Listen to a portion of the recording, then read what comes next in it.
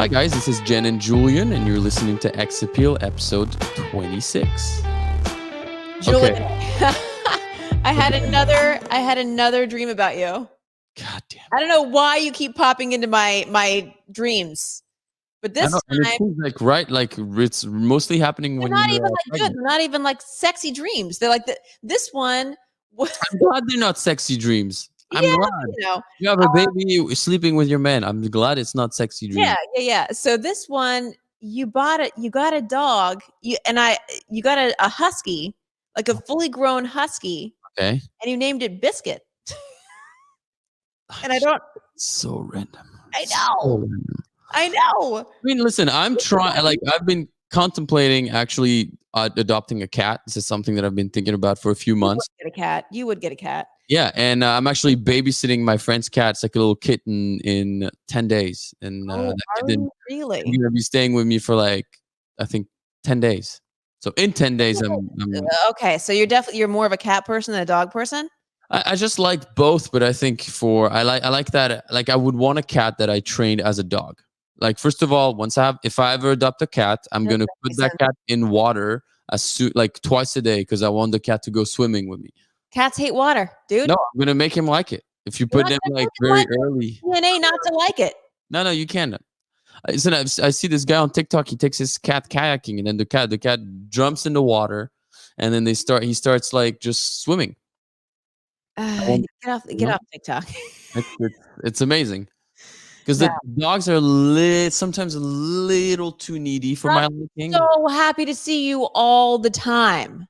Yeah, all the time. It doesn't matter what kind of mood you're in. They don't give a shit. They're just happy to see your face. Exactly, and I don't want that. If I'm in a shitty mood, I want my animal to be sitting next to me and be like, "I get it. You're in a shitty mood. No problem." If you die inside of your house and it's just you and like say nobody like knows that you died and it's been like days and days and weeks, you know what happens? Your dog eats you. Yeah, no, your cat eats you. Your cat eats you. Your dog doesn't care. He's gonna hump you. You're laying on the floor. He's gonna be like, "Is she playing?" No, okay. Your dog will go and find help. The cat will eat your face. That goes to show you what the better species is. I'm sorry. You can't compete. You can't compete with Sophie. She's. I like both, but right now, if I had to pick, I'd do a cat also because I live in an apartment. Says a lot about your personality. So let's not even go about Sophie. Poor dog. She doesn't have a yard to go poo. She's pooping on the floor of your apartment. No, she's not. She is. No, we have. Every time I walked into your old place, all the time. There's a pad with some shit in it, and there's a pad with pee in it. She never poops inside the house because I always take her for walks first thing in the morning. Poor dog has to pee inside the house. No, she drinks a lot of water. She's well hydrated. Yeah. Okay, so let's get to the task at hand, right? So I want to bring in this Washington Post reporter. She's a columnist. And if you look at her Twitter, she's a columnist on the Heartbeat. So her specialty for the Washington Post is talking about dating and relationships. And I got to know her through actually Dr. Justin Garcia from the Kinsey Institute. Yeah. He sent me a tweet that she put out calling for COVID couples who had met, moved in together, and had a baby all during the pandemic. She didn't add you directly. She should have added you directly. Yeah. Yeah. So I reached out to her. We got to talking, and she's like, "Oh my gosh, like I would love to come on your podcast." So let's bring her in. Bring her in. Lisa Bonos, thank you for chatting with us today. Yeah, thanks for having me. Hi. So obviously we're fascinated by relationships. What is it about dating and relationships that's interesting to you as a columnist? Yeah, everything about them.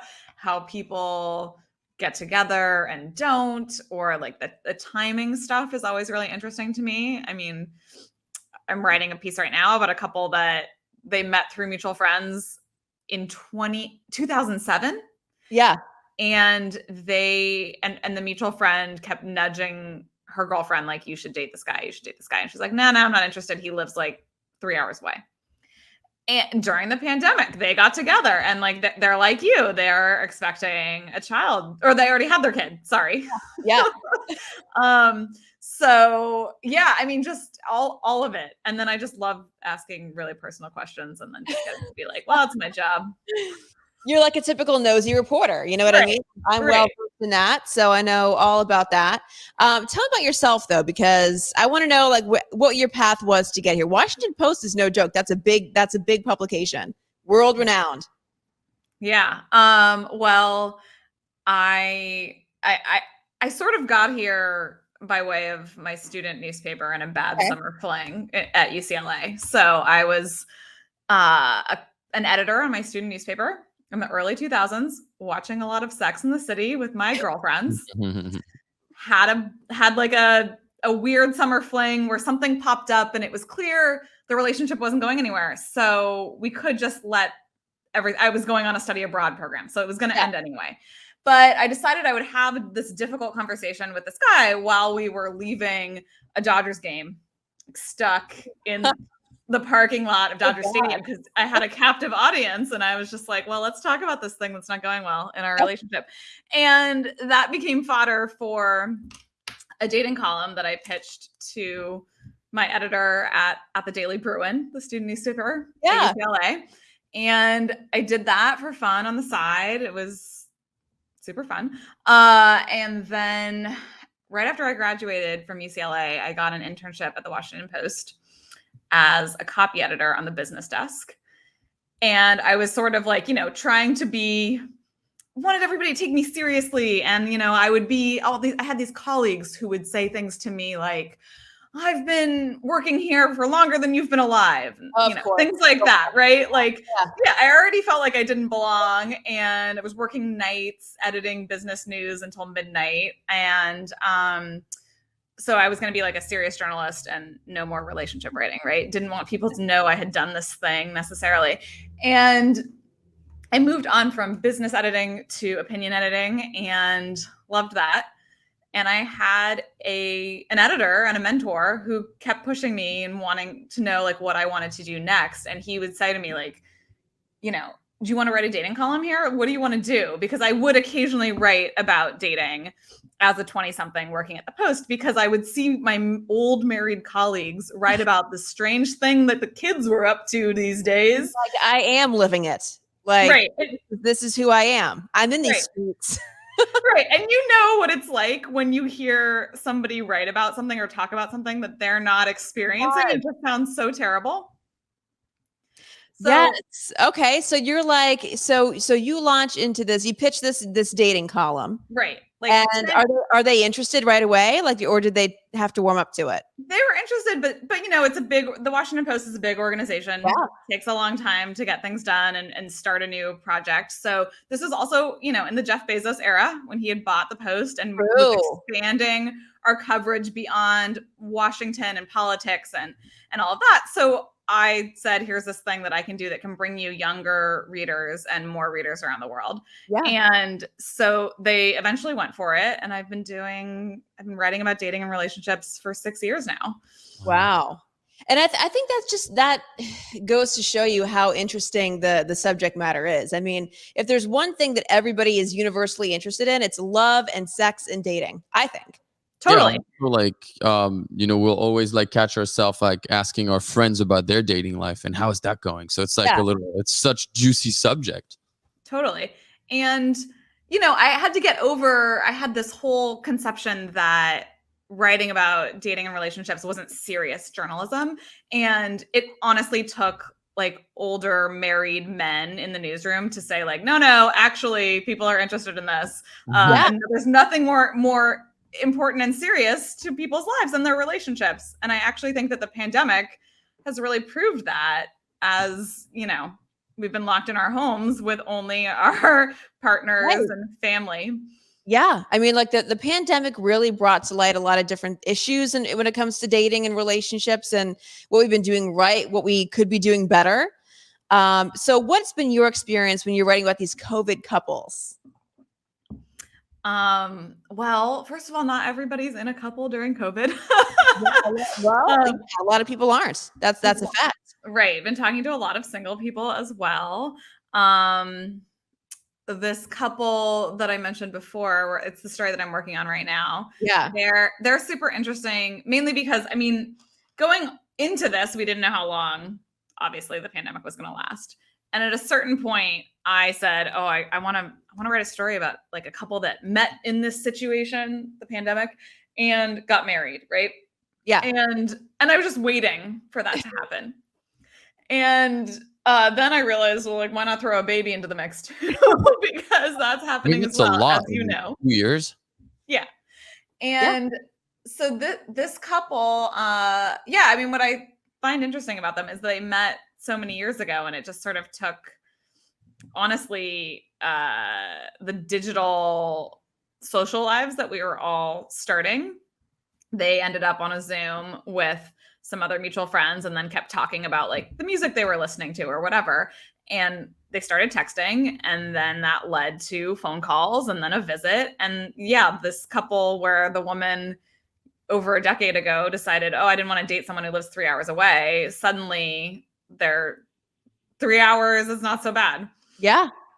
You know, one thing I think the pandemic did was it put relationships almost like in hyperspeed, you know, where it's like maybe we would have taken our time, but you know, I have a couple of friends who would go on dates, and they would be dates at home. They would invite, and sometimes it would seem like a little dangerous, but they would either go over to the person's house and watch TV or watch a movie or have them cook for them, or they would bring them over to theirs because there was no other option. I mean, you couldn't go out at that point when it was under serious lockdown, like you really couldn't go anywhere. Like there was no public place where you could actually go and meet up.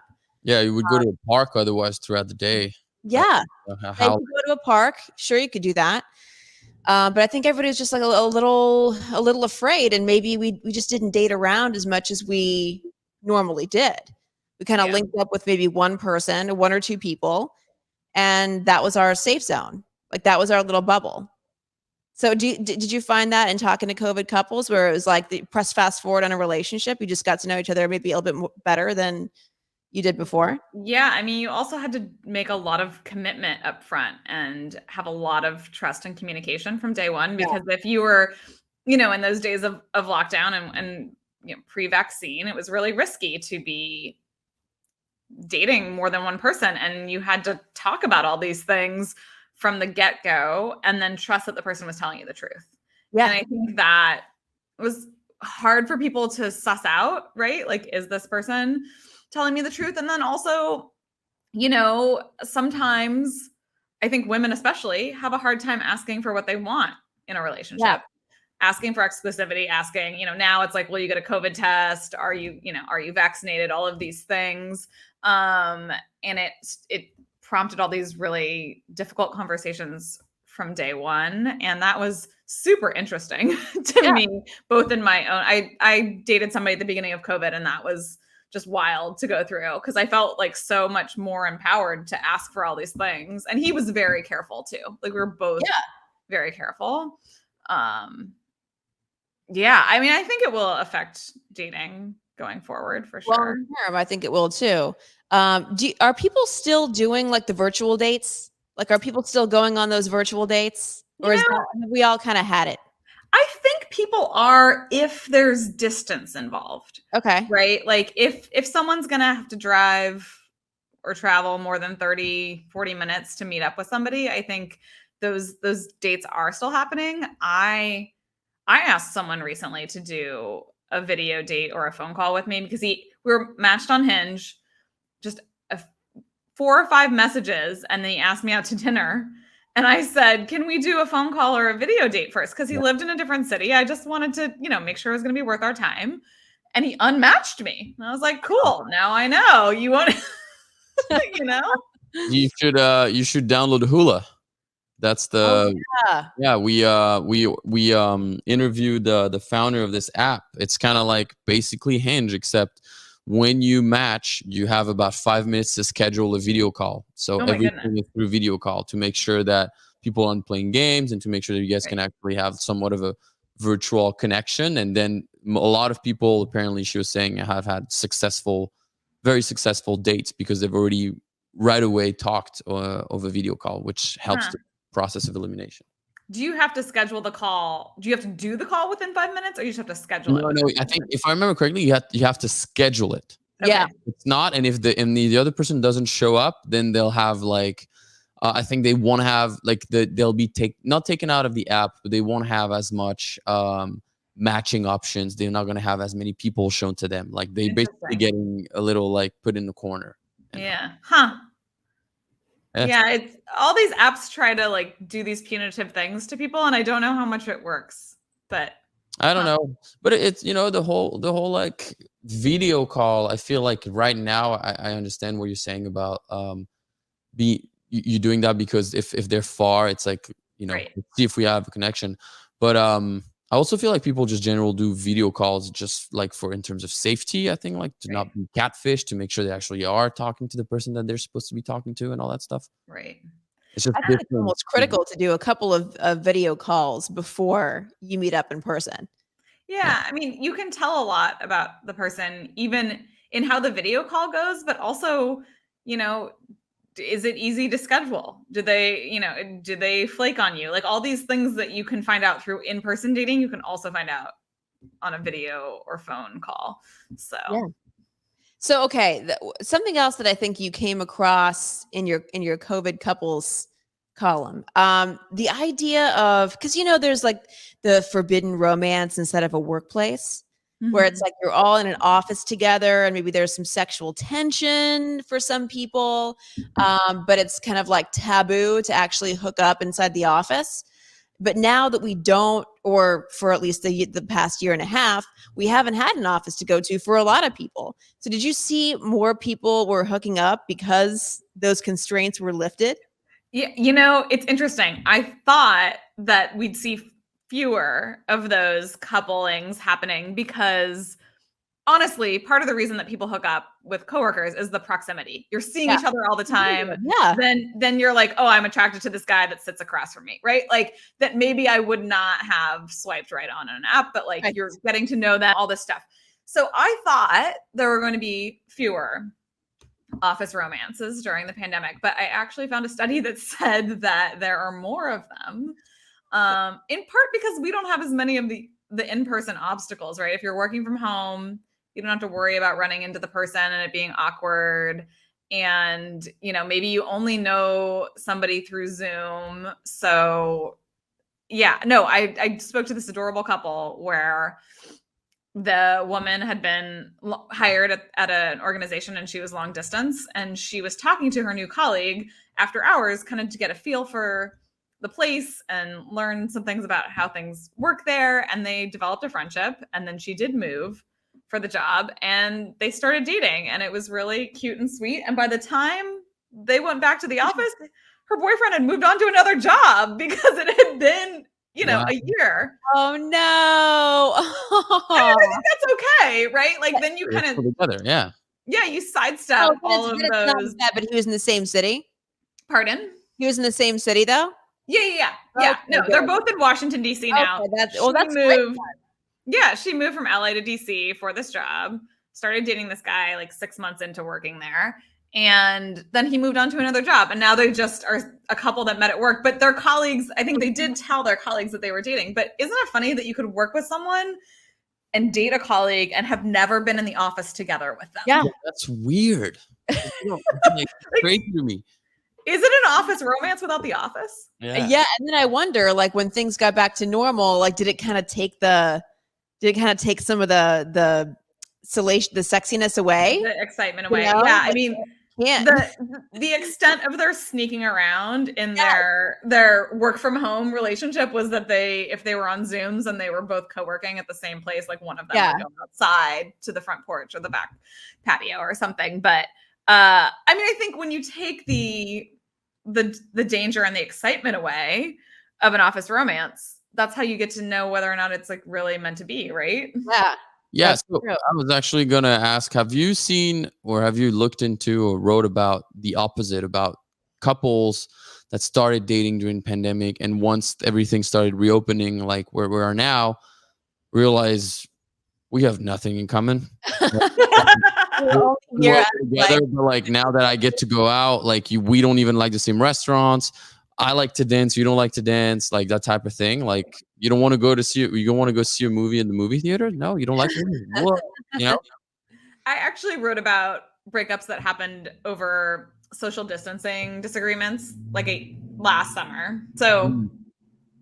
pre-vaccine. So yeah, Okay. people breaking up over kind of like fighting over social distancing, and that was just really a proxy argument over like values mismatches, that sort of thing. Yeah. But I mean, I think you saw that with Hot Vax Summer, right? What we thought was going to be Hot Vax Summer was people getting out of relationships because they wanted to be single and maybe, if not, sleep around because you guys know now you have the freedom to, you're not like chained down to like, locked down. right, or just at least find like a partner that's maybe a better match. Yeah. So did we see a Hot Vax Summer, or I'm like practically married, so I don't. I think it was like a Hot Vax month. Okay.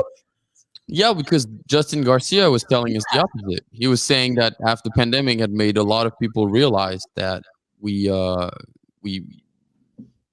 that they wanted to actually have a partner and not hook up anymore. Right. I mean, when I did this story about Hot Vax Summer, it was a lot of people saying, I just want to see my friends. I want to go to a bar with my friends. Like just that the expectations for the craziness that people were looking forward to was really actually subdued. Yeah, it's almost like you just want to go out and maybe flirt with somebody, and not necessarily like take them home, but just get out there and show your face in public and have fun and drink with the girls or the guys or whatever. Right. But not necessarily like take it there. I can see that. Hot Vax Summer. Well, at least some people got that. So I also know that you had the chance to interview the executive producer of literally one of my favorite shows on Netflix. I'm not sure what this says about me, but Julien, have you ever watched Sexy Beasts? No, I have not. Oh my God. You have to. You have What's to. it about?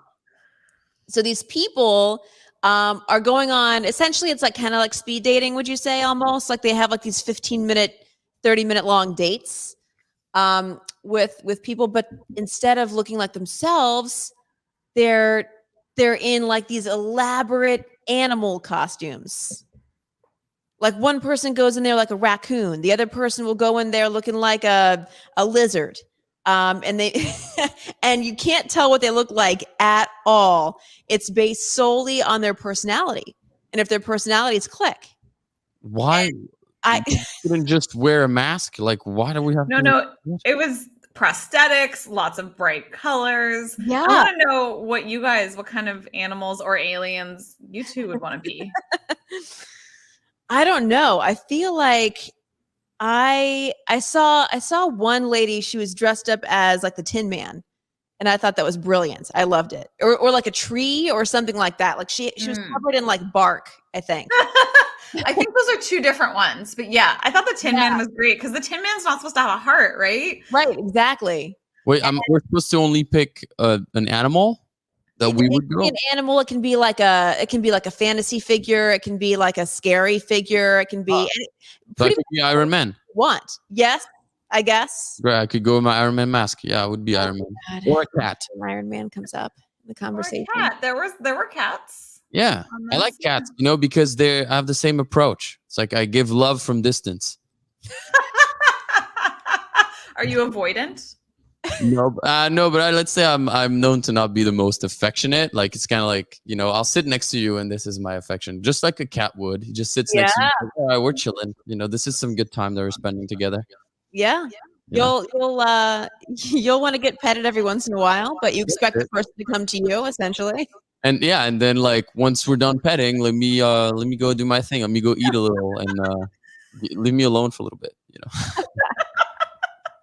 I mean, so I don't know. I think the concept of the show is brilliant because you're really getting to see like the person's, like you're judging based on personality. And here's what the best part about it is, a lot of times the guys would pick girls who they really clicked with and they were like busted looking, or they would let an absolute smoke show go.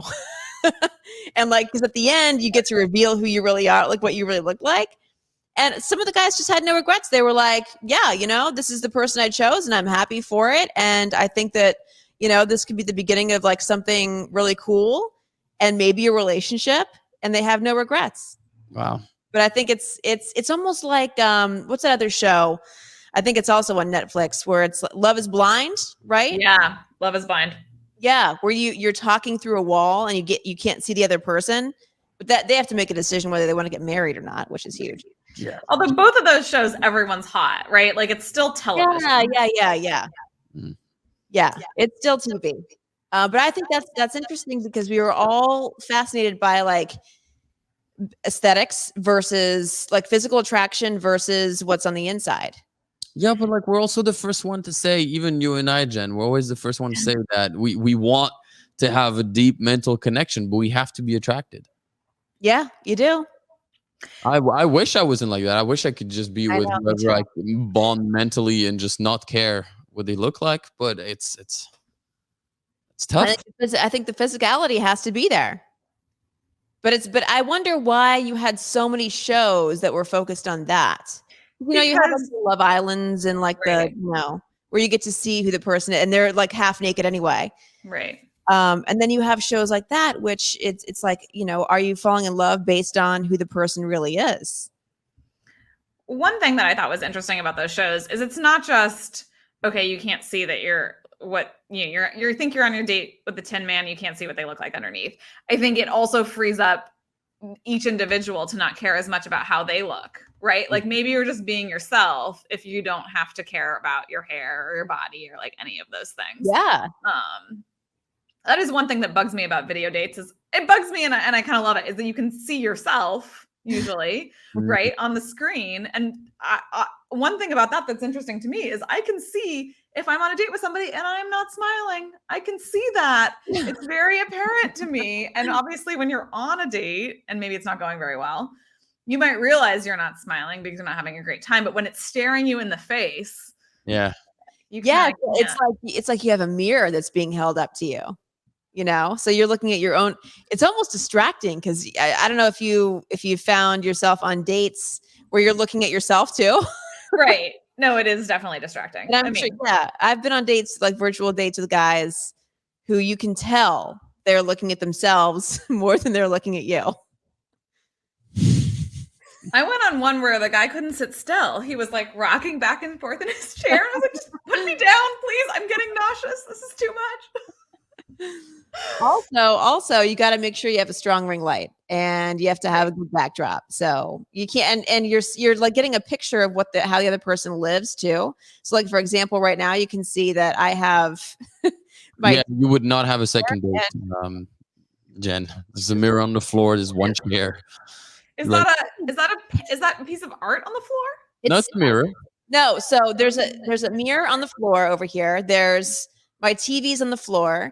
I have a temporary couch, and that's my nursing chair over there. And the reason that everything's on the freaking floor is my couch has gotten delayed because the big shipping, crisis that we have, like it's gotten delayed by months and months and months. So until the couch gets here, nothing else can come in. Like we can't get a coffee table. We can't get a TV stand. We can't hang the mirror because it's supposed to be above the couch. It's a freaking mess. Thank you, COVID, once again. Yeah. Anyway, nobody's interested in that. Well, so you moved in somewhat recently. Yeah, like maybe like 4 months ago. Yeah.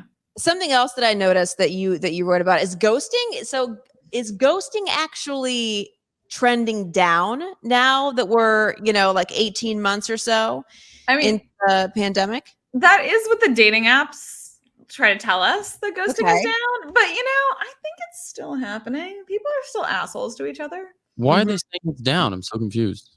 That people, the pandemic has made people like maybe more compassionate or realizing, I think, that like we've been through this year and a half that's been really, really difficult. And it puts things in perspective. Like, okay, I might die if I go to the grocery store and I don't do it quite right. So I think I can then tell this person I don't want to see them again. Right. Like it just, we've gotten tougher a little bit, although I definitely still see it happening. So wait a second. Okay. So I think one thing that maybe has changed in terms of dating big time is we're setting expectations too. We're like less afraid to say what we really feel and to not waste our time, right? Right. Because I think that Totally. we all realize through going through something collectively traumatic like a pandemic is that time is precious, and like why would you want to spend it with someone who you don't really give a shit about? Yeah. Or you don't know if you like that they don't know if you give a shit about them, right? Like Yeah. the flip side of that is like actually telling people how you feel. Have you changed anything about your own dating life? Have I written anything about my dating life? No, have you changed anything Oh, have about I the way you changed date? anything about my dating Yeah. life? That is a good question.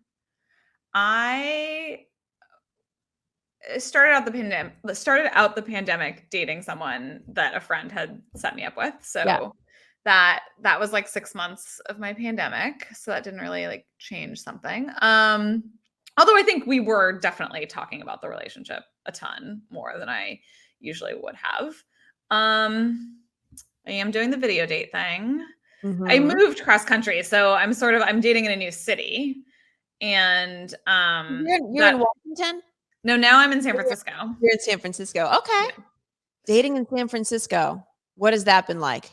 I mean, I haven't done a ton of it yet. I'm just talking a lot more about like software than politics. It's just Oh, like sub in technology for politics. And I'm not sure like which is more uninteresting to me. Is it right that there's? I thought I heard that there's more women in San Francisco than there are men. There's more men in San Francisco There's than more Oh, women. men. really? Okay. Oh, I thought it was the opposite for some reason. No, I mean the first there's New York and DC have a lot more women than men, and so Okay. that's how you get kind of like a skewed market that way. The first date that I went on in San Francisco was in the winter. I hadn't quite moved here yet. I was just trying it out and met this guy on an app. It was actually Valentine's Day was our first date, which was like Oh. kind of adorable because I feel like a first date on Valentine's Day, not really high expectations because you don't really know the person. He Yeah. showed up wearing head to toe sweats, like sweatpants and a sweatshirt. Okay. Like Maximum hope. right. And was carrying a single rose, which was like super sweet. That's cute. And we went on a walk and we ended up and we had this conversation at the top of Dolores Park overlooking the entire city. He was trying to convince me to move here and I was like, yeah, buddy, it's like not a hard sell. I like already am basically going to move here, but sure. Sell me on San Francisco. And then, you know, because I write about dating, I was asking him what the dating scene is like in San Francisco. And he's like, you know, there's a lot of men here and not a ton of, and the women know they have their pick of whomever. So, you know, a lot of women just like want to move on to the next guy. It's hard. It's like hard out there for a single straight man. And I looked at him and I was like, you're a woman of Washington. Because that's how I have felt in DC. It's just like continually passed over because there's so many amazing, beautiful, accomplished, fun, smart, sexy women. And, you know, and so I was like, I could go for a change of scenery. That's funny. So you go from like I would imagine a lot of guys who work in Washington and DC are like of the political persuasion, right? They work in DC, like at the Capitol. Well, in politics, or there's a lot of lawyers like there's a lot of lawyers, a lot of government workers. When I lived in DC, I tried to date like just a regular person who didn't need to be in Washington for Washington's sake because I wasn't there for politics and my interests are a little bit different. So I dated teachers and a doctor and a lot of lawyers, but and a couple journalists. But yeah, I thought these cities were going to be really different, and they're actually not that. They're not that different. How many people have tried to sell you on Bitcoin since you moved to San Francisco?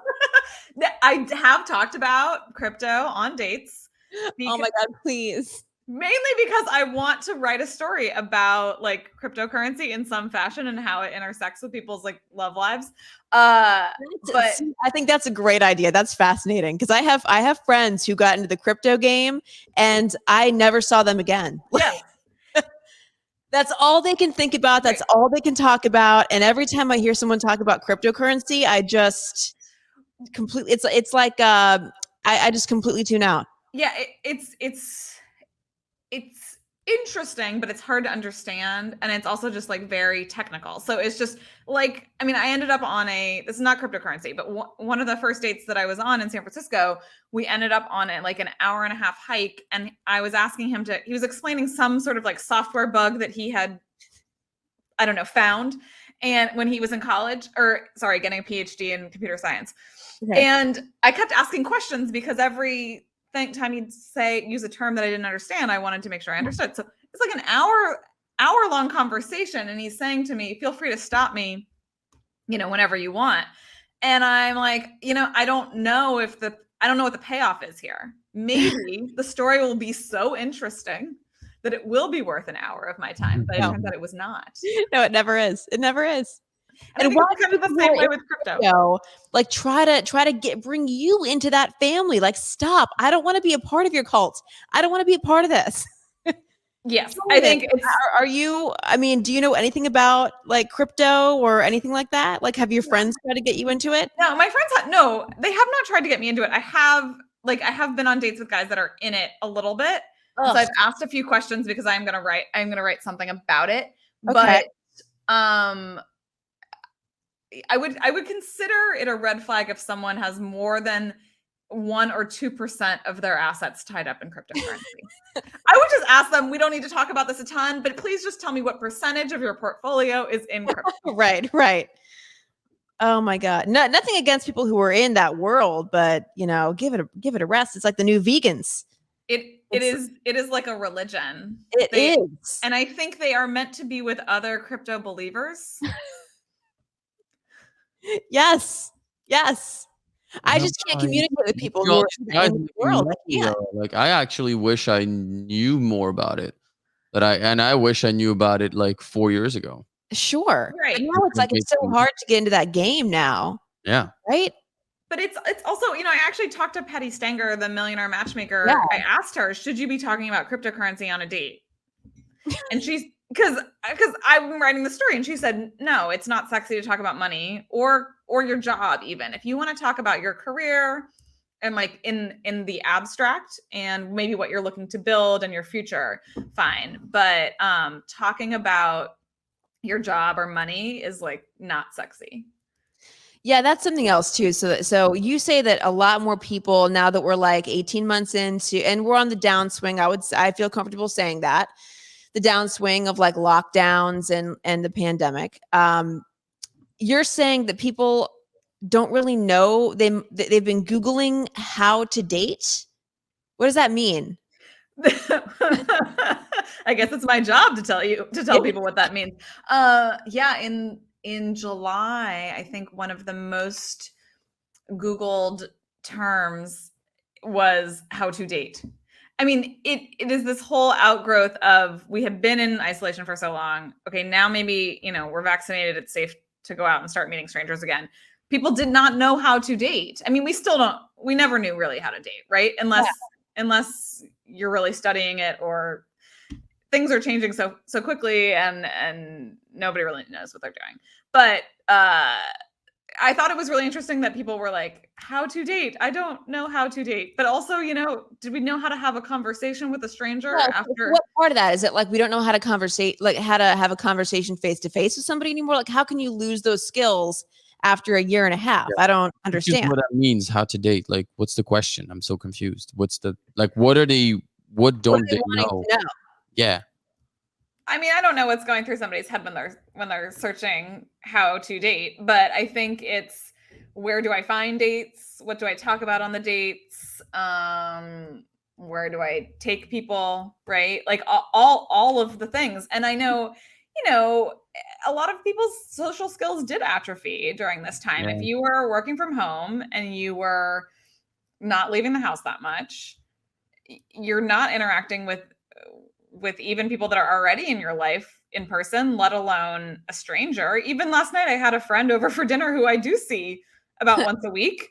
And we were kind of like, I said to her, oh, this is the first time I had somebody over for dinner in like 6 months. Like, I don't really know how this is supposed to go. Yeah. And it's almost like, what do you talk about when you're not making fresh memories and you're not like going out and I don't know, like weird shit's happening. Or you should have seen, who I saw today, or, what happened at work today. Like there's none of that. So like, what are you actually drawing on? Yeah, it's Right. like, well, how was your day? And like, good.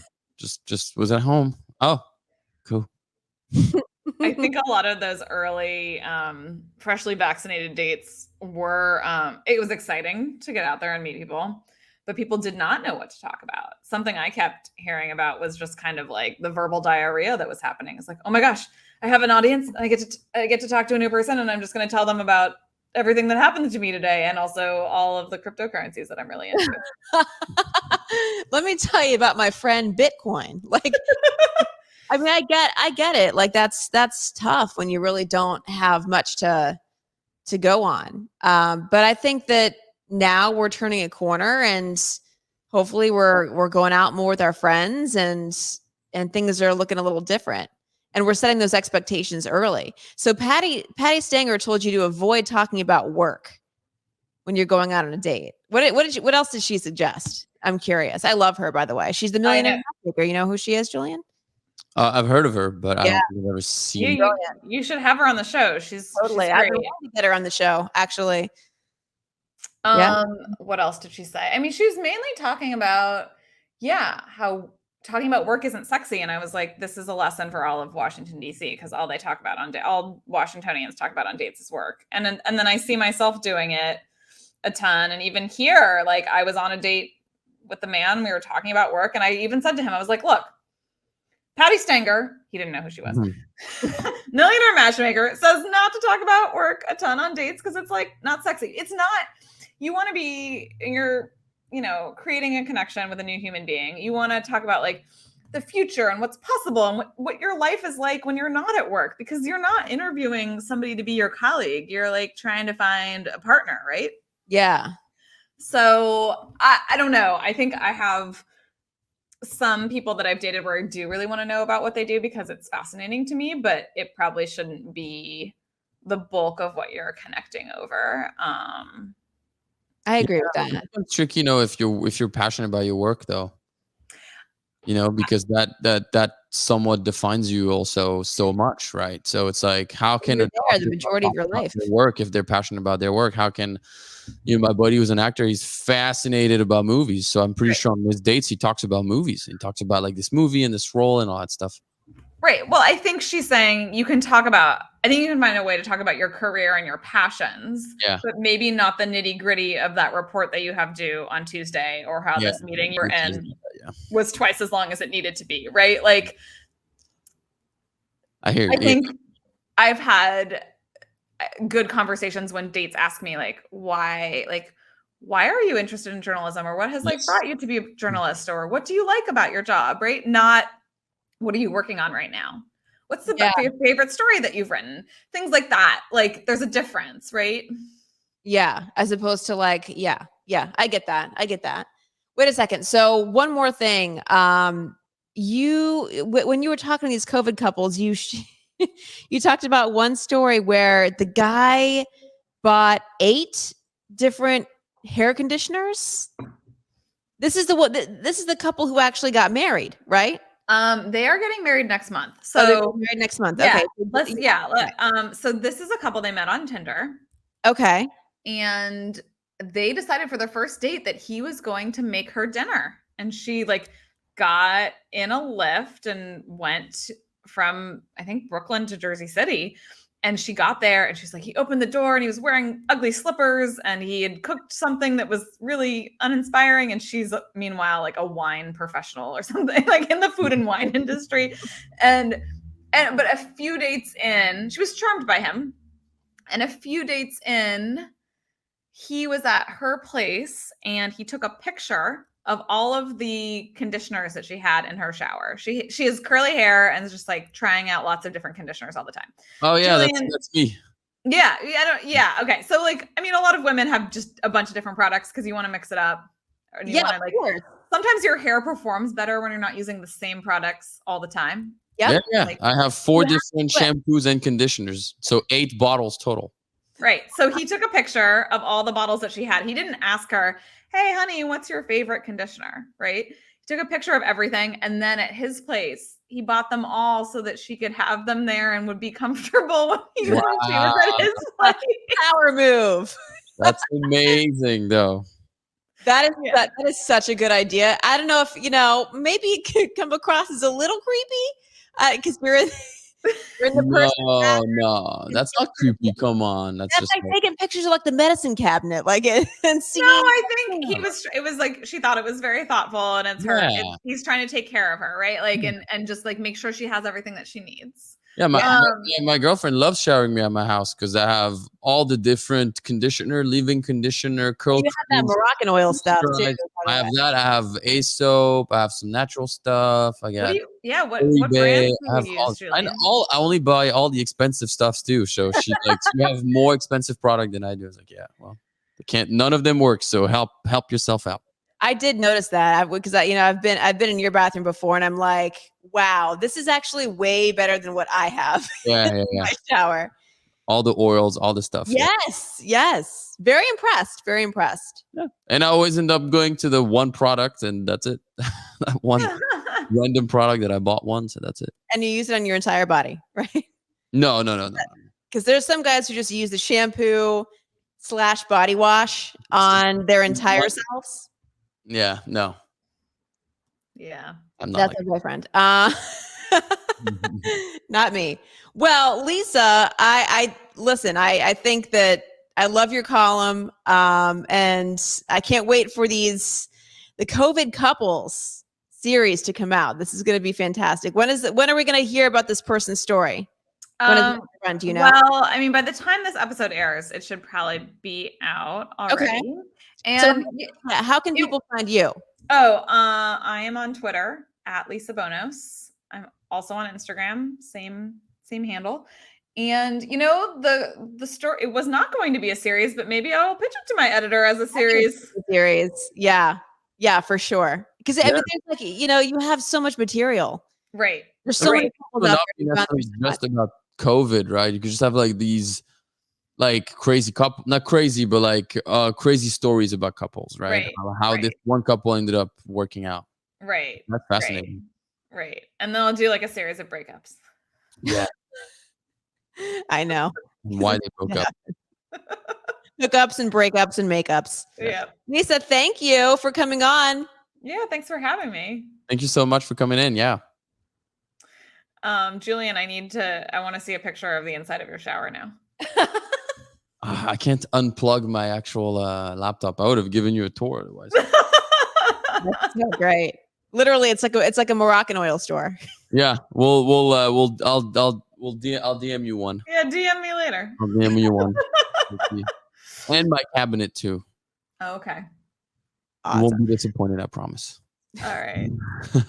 Well, thank you guys. Thanks, Liz. Appreciate it. Yeah. Yeah. Bye. All right. Well, I thought you were going to say something, but then we took a breath at the same time, and it ended up being like, "Oh, what are you going to say?" But no, I mean, it was awesome. She was fun to have around. She's great. I mean, I always appreciate like-minded people who are interested in dynamics of dating. But one thing I will say is I hope this is like one of the last times we talk about COVID as it relates to dating. I think we're both over it. I think we're both over talking about COVID. Dating, COVID, all that stuff. Like, let's get back to normal. Yeah. So let's make a commitment to that. I will say though, women, I guess it's time for you guys to move to San Francisco. Yeah, they need more ladies in San Francisco. It's crazy. I didn't know that. I knew, and you know what? It was New York. I knew that New York had more women. Yep. And you know how I knew that? Because I was just in New York last weekend because I went to see my dad see the UFC. But before that, when I used to go out, when I was single, I remember being approached more by women when I was out. Like the last time I went there was probably like 2 years ago. Mm-hmm. And I remember being approached when I was like, this is crazy. Like, and then my buddy was like, yeah, if you know, there's more women than men. So when they see a man that they find attractive, they actually You're like, right. go to it. And I also remember when I was 21, I was trying to go out in New York, and I was with a buddy of mine who was a good looking guy, and we were in line to go to One Oak. And we were in line, and people are getting denied left and right. Yeah. And the bouncer at outside, and because I was taller than everyone, flashed my face while I was all the way in back of the line, had me walk all the way in front of my buddy and let us in and gave us 2 free drinks. And when I asked my buddy, he was like, yeah, because in New York, if you're like a modeling kind of looking guy, they let you in, they give you a great treatment because guys like you make girls want to come to the club, and the more girls at the club, the more Wow. are. And I was like, that is insane. That is amazing. Because for once I was like, oh shit, I get to get in. I get special treatment because of my looks. Yeah. By the way, I was walking near a Guess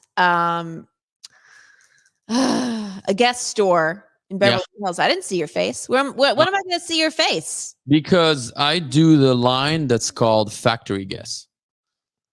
Okay. So you have Guess, you have Marciano, and then you have Factory Guess. It's all 3 different lines. Factory Guess is on the factory store, so it's stores that are all at big shopping centers and big like any type of like outlet stores. If you go to Citadel, if you go to Cabazon, that's where I'm at. And also, I think Miami has more Factory Guess than Guess. It all depends which city.